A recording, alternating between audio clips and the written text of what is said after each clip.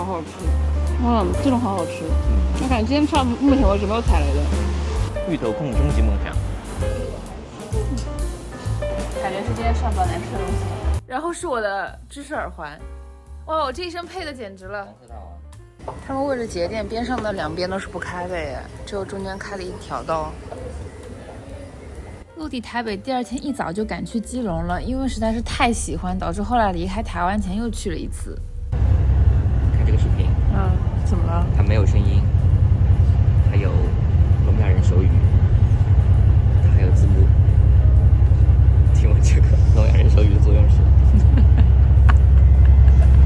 好饿，赶紧吃上。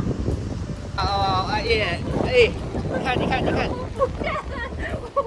不行，它就已经是这样子的衣服。好了，先去吃了一家5层猪肠汤，这种比较偏跟猪脚汤的质地的，偏浓的大骨汤。意外的，我觉得好像没有我想象中的猪味这么浓，香腥味比较重，表面淋了2滴麻油，就2滴。它这个肠就是里面塞了5层，为什么不塞更多层？因为是实在塞不下了。然后山东好吃吗？一点腥臭味都没有，口感特别好。山东那个九转大肠其实也就塞了3到4寸，但它那个九转的意思是做法很不一样，它要做很多种不同工序的做法。它这个9是这个意思，不是指那个大肠塞了9层。这个大肠圈有点类似于我之前在那个吃到的那个泉州那种大肠。OK， 我要处理的干净到就不敢吃大肠那一回。它里面会掉出来一层有肉的芝麻的一块。它一块里没有任何肠的味道，但主要是肉味。不敢吃肠面，绝对也能吃。就它其实没有我想象中那种会咬下去咯楞咯楞咯楞一层一层的，还是一个比较融合在一起的一个 QQ 糯糯的感觉，然后很特别。肉味真的蛮足的。就我觉得吃饱大肠的人吃这个完全没有问题。对，真的没错。这个是有点神奇，感觉可以单独跑过来吃。真的有点神奇。加点辣。这就那种卤味辣酱。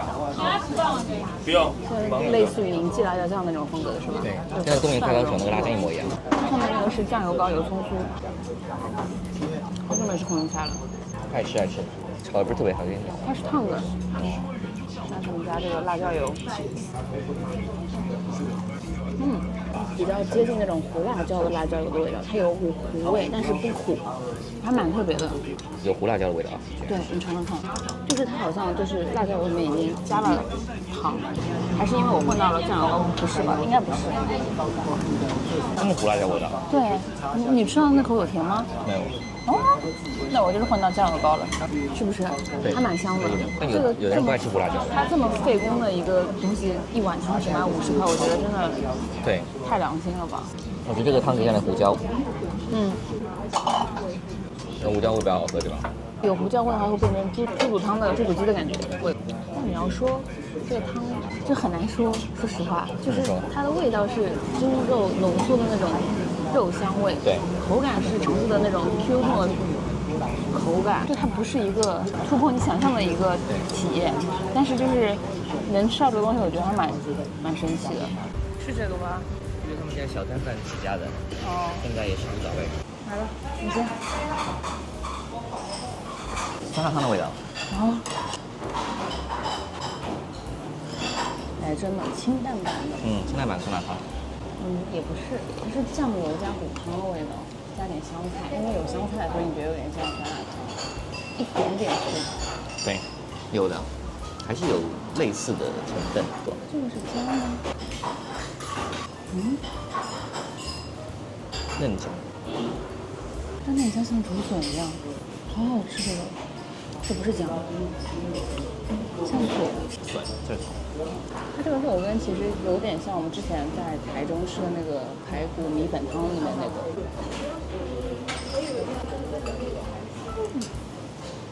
古早味。好 Q。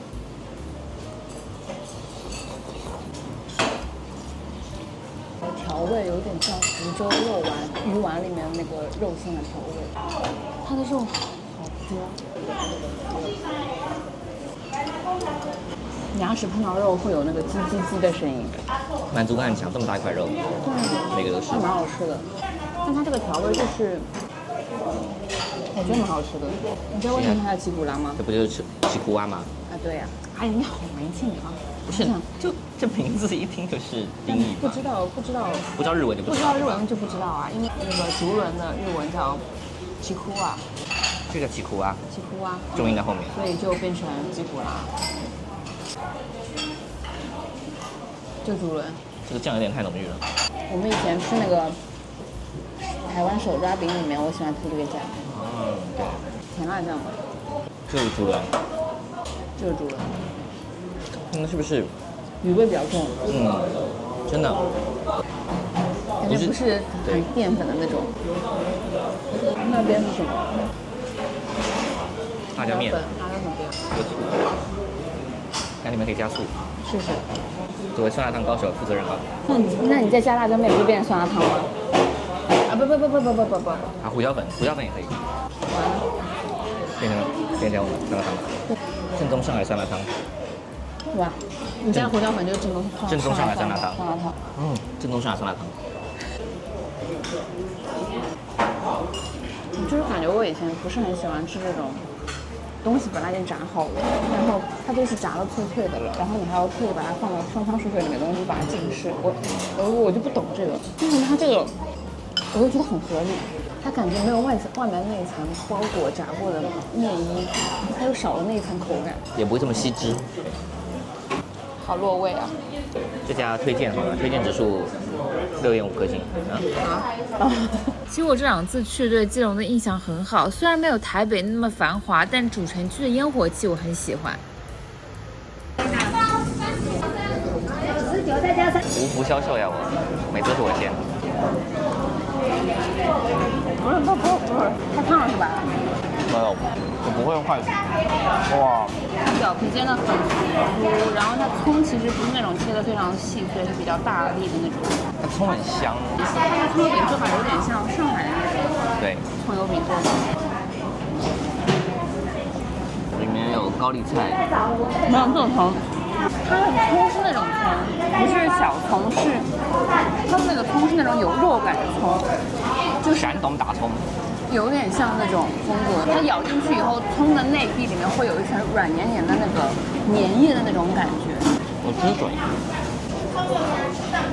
它这种葱油饼就是一个面皮，然后上面葱，然后卷成一小条，然后不是像盘肉一样把它盘起来再拿上去煎。我没吃过这个冈山豆瓣酱。哦，哎，冈山豆瓣酱蛮好吃的。看着跟东泉辣椒酱有点像，质地。但它没有东泉那么甜。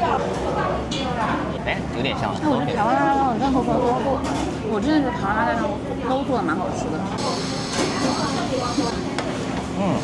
烧很好吃。真的吗？这个辣椒酱带点甜感，就是有一点点蔬果自己本身的甜，蛮好吃的。它调味的那个味道是拿捏的刚刚好，不会太咸，但是也不会太清淡。四季春清茶。这葱真的很香，就是有白葱段的香，也有这种绿色葱丝的香。不任性，这茶就随便喝吧。啊，就这样。可以调甜度嘛，对吧？有快就少冰。就很突然的。很突然，对的，突然的看到巴拉柠檬汁，他就非常的突然，真的就是停下了，突然就停下了。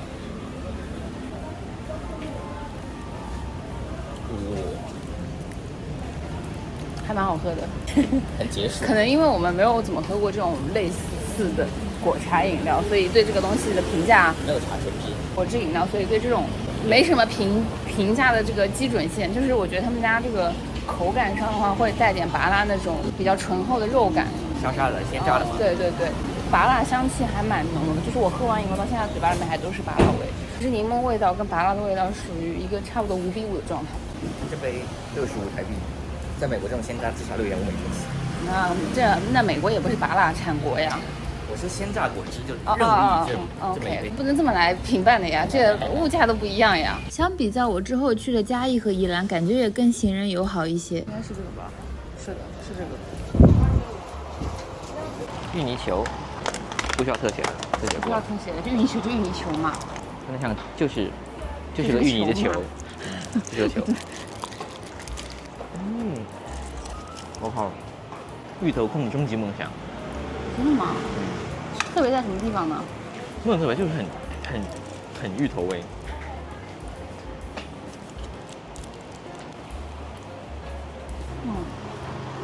它其实刚入口的时候有很强的类似奶粉的味道，你吃出来了吗？没有。应该是不做烘焙不知道，就是准确来说，它的奶粉味也可以说是像印度酥油的那种奶味，它是完全不沙的，很绵，用舌头一抿就化开来了，也没有什么颗粒感，不像是芋泥本身味道很重的那种，它就是走一个奶油味道很重的那种。对，它比起说芋头本身的味道，更像是那种芋调味的芋泥的味道。芋泥的味，对芋泥的味道。它是这样，它是先冲进来的时候，先是奶粉味，然后是芋头的味道，回味又是奶香味，是这么一个顺序。我懂了。我觉得就是吃了一口芋泥本人。就它是蛮好吃的，但是就是跟之前我们吃的，台北还有高雄的风格不太一样。他们那几家走的就是很朴实的芋泥本人，它这个是，对，它这个就是稍微还是调味过的。想要一个咖喱酥。这个忘了鸡蛋酥。好，买完咖喱酥和凤梨酥之后，去吃了我之前没有吃过的大肠卷。哇，这鱼，就这样，这个你不一定吃得惯。它这个大肠圈不是大肠圈，它其实里面是米肠。看出来了。高温吗？来过了，越南吗？不是。越南。啊，还有越南人。吃猪血。你先吃，我不要先吃，交给你，艰巨任务，评价猪血。撒了韭菜吗？韭菜。它没有沙茶的味道。你去吃。这个珍珠血。它边缘那一块，就刚刚你看我咬了很久，其实有一点点咬不断的那种质感。它其实汤头很清淡，但是会有点沙茶的香气。猪血呢是这样，它很嫩很滑，但是它咬在嘴巴里面，牙齿和牙齿之间会有一个嘎叽嘎叽，就是津津的那种感觉。哇，真材实料。来吃下米肠，这里面都会喷汤汁的，这个。里面放了五香粉。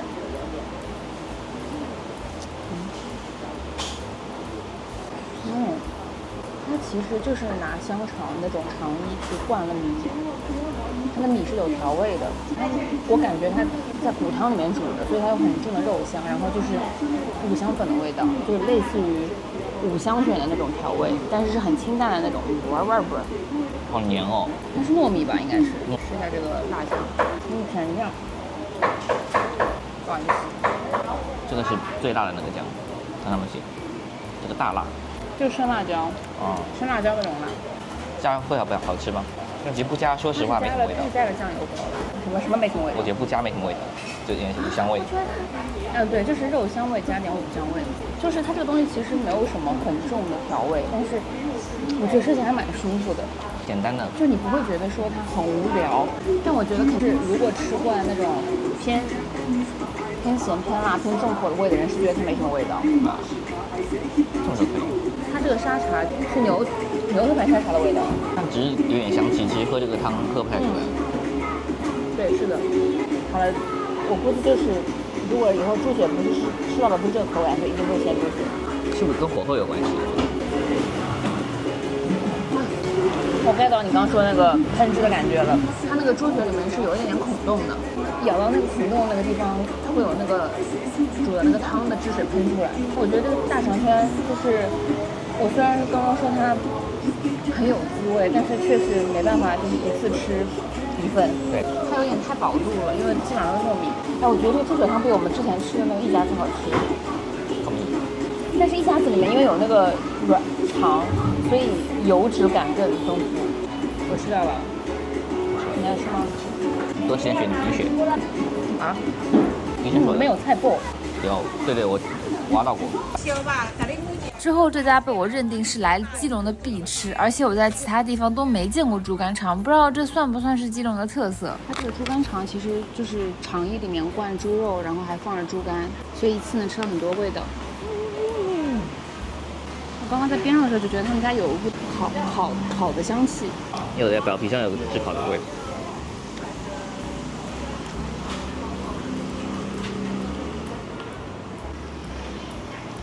越嚼越香。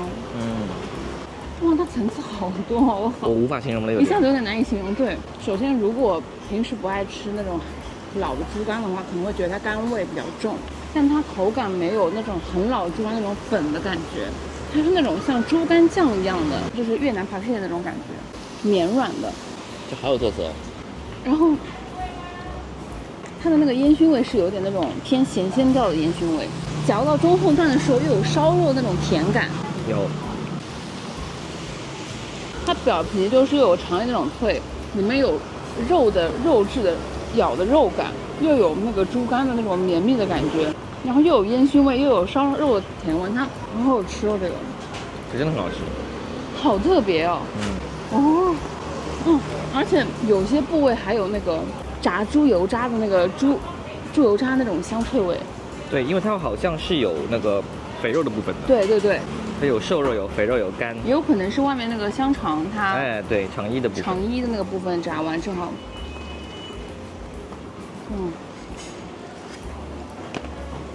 真的好好吃，这种好好吃，我感觉今天到目前为止没有踩雷的，我知道仁爱市场有很多特色好吃的店家，再次想求一些大家的口袋名单，但这次我们只是简单的体验了一下平价寿司，来吃一下鱼干。倒是没跟我说什么鱼的鱼干。哦，我上次吃鱼干吃三文鱼干。嘿，还真是。跟三文鱼干蛮像的。谢谢。它是不是试图在拿糖醋风味的这个沙拉汁去盖掉鱼本身的一些味道？有一点这个味道。但没办法，这个不可避免会有干味。混在一起吃其实。但其实上次我们在家里面吃的那个三文鱼干，我觉得已经没有什么很重的干味了。挺新鲜啊，当天捞出来的。这小青是稍微比较瘦的部位。是的。我有点好奇。哦，什么？你这反应什么情况？很难说出来的稻香在哪儿？这个是金兰。好，谢谢。好，谢谢。那来了就要吃特色的吗？金兰鱼好漂亮。它就是像鲷鱼一样。对，和鲷鱼一模一样几乎，但是它的表皮的颜色，这也炙烧过的吗？也是炙烧过的。但鲷鱼确实炙烧过比较好吃。对，是，或者是水里要稍微穿烫一下。对，穿烫它的皮。稻花的意思应该是指它们就是这个鱼小时候吃的是稻田嘛，不是说它会有稻的味道，可能就是养殖的。Hello， 这个是春鱼。好，谢谢。谢谢。这是马。春鱼。土托鱼，赶紧吃你稻香。能不能整块吃？它这么吃我就没办法不整块吃啊。它筋都筋人啊，它是偏瘦的，会有一点点绵，但是又不像是那种美国的吞拿鱼那种会完全冷冻以后再退冰以后会有那种沙沙的感觉，它就是绵，没什么味道。没什么味道。我感觉没什么味道。没什么味道。真的没什么。是我们心爱的鲷鱼。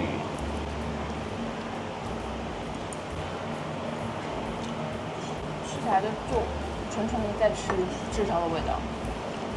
刚刚。可能运动比较少，不是很紧实，比较偏粉，对，就比较偏绵偏软的口感，不像我们之前吃的日本那个樱木姜的话，它稍微有点 Q 弹的。然后这是什么？这是春鱼。春鱼。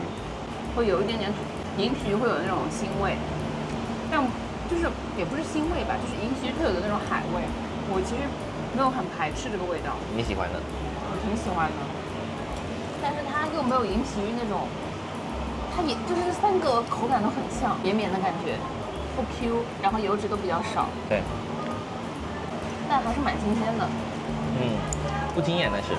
然后挤点小青干嘛？我不懂它为什么每个都要配这个小青桔。